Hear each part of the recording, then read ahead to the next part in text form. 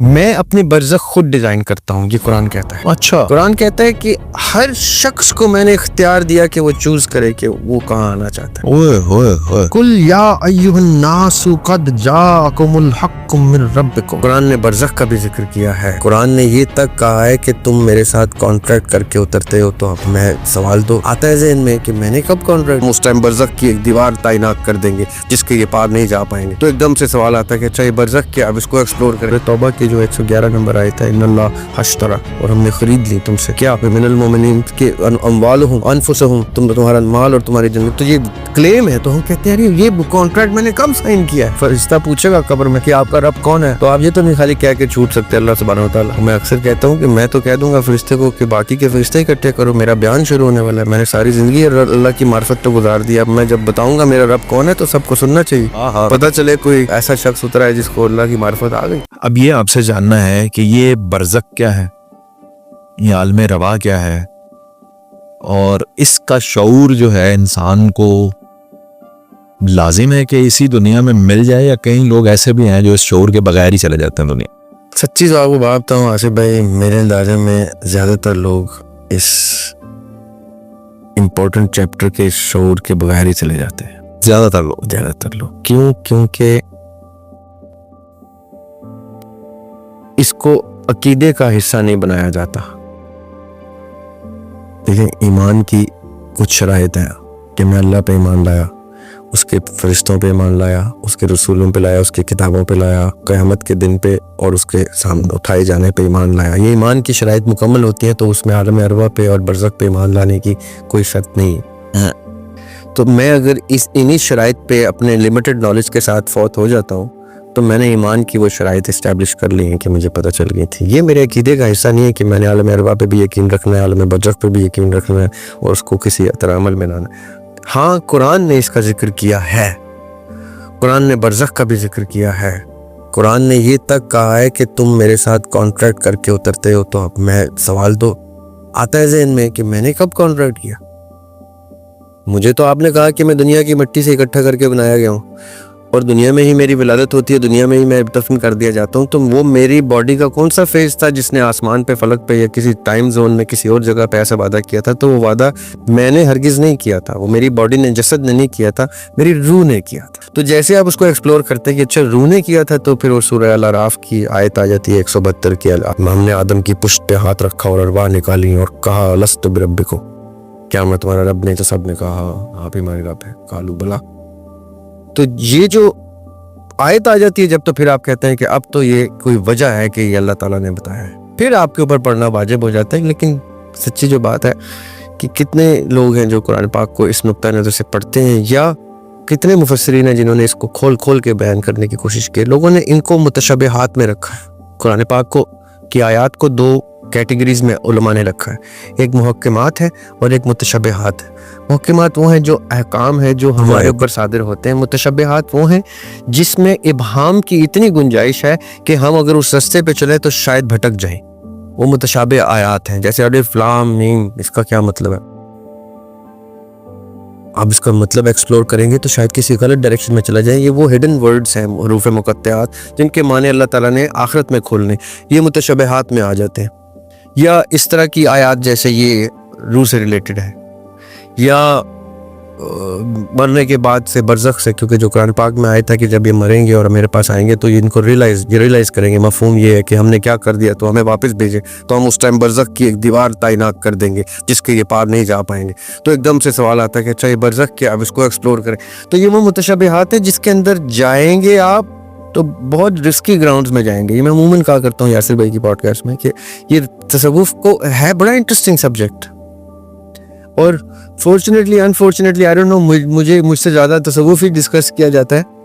تصوف میرے انٹرسٹ کا سبجیکٹ ضرور ہے، لیکن میں سب کو یہ کہتا ہوں کہ تصوف کو سمجھ لینا ایک چیز ہے، اس کو عمل میں لانا ایک بہت مختلف چیز ہے، اور اس کی کام وہ انتہائی رسکی گراؤنڈ ہے۔ اسی لیے شریعت اتنے آسان کر کے اللہ تعالیٰ کے نبی پاک صلی اللہ علیہ وسلم نے ہمارے لیے رکھتی کہ یہ اتنا آسان رستہ ہے، اس کو سب فالو کر سکتے ہیں۔ اس کے لیے عقل و شعور کے کسی بہت بلند مرتبے پہ آنے کی ضرورت نہیں ہے، عقیدے کو آپ، تقوی کو بلند کر لیں تو آپ سب برابر ہو جائیں گے۔ یہ جو لائف سٹائل ہے، it is a very very risky, یعنی اینڈ پہ پتہ چلے کہ آپ कुछ भी नहीं है हाथ पे। हाँ, फिर मतलब हो भी सकता है। यानी वो क्योंकि मुतशबिहात का मतलब ये होता है कि अल्लाह ताला ने किसी वजह से इन चीज़ों को एक डिस्क्रिप्शन इनायत नहीं की, वो आपके दिमाग के लिए, आपके मुताले के लिए वो चीज़ें डाल दें कि आपको पता हो क्या वादा करके आए हैं, आपको पता हो कि आपकी रूह का कोई वादा था, आपको पता हो मिसाक करके आए हैं। सूरह तौबा की जो 111 नंबर आयत है, इन्नल्लाह हश्तरा, और हमने ख़रीद ली तुमसे क्या, मिनल मोमिनीन के अमवालहुम अनफुसहुम, तुम्हारा माल और तुम्हारी जन्नत। तो ये क्लेम है, तो हम कहते हैं अरे ये कॉन्ट्रैक्ट मैंने कब साइन किया है, आई नीड टू नो कि मैं कॉन्ट्रैक्ट, मैं आज आपको कहूँ कि जी आप इस स्टूडियो में आए हैं तो आप एक कॉन्ट्रैक्ट साइन करके आप कहेंगे दिखाओ पहले मुझे कॉन्ट्रैक्ट, मैं ऐसे तो नहीं कोई कॉन्ट्रैक्ट मानूंगा, राइट। तो कुरान जब क्लेम करता है तो मोमिन चौंकता है कि अच्छा जी मैंने ये कॉन्ट्रैक्ट साइन किया है, अल्लाह ताला कह रहे हैं तो किया, तो उसमें तो शक की गुंजाइश ही कोई नहीं। अब मेरे ऊपर वाजिब हो गया वो कॉन्ट्रैक्ट, मैंने कुरान में एक्सप्लोर करना है, हदीस में एक्सप्लोर करना है, रिवायात में एक्सप्लोर करना है, असहाब की ज़िंदगी से करना है, अहले बैत की ज़िंदगी से करना है।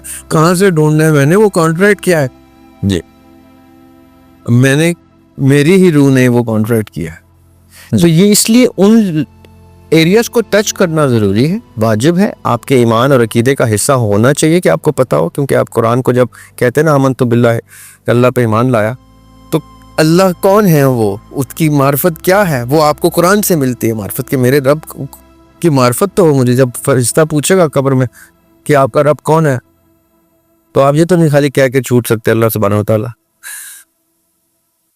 वो आपसे मार्फत का सवाल पूछेंगे।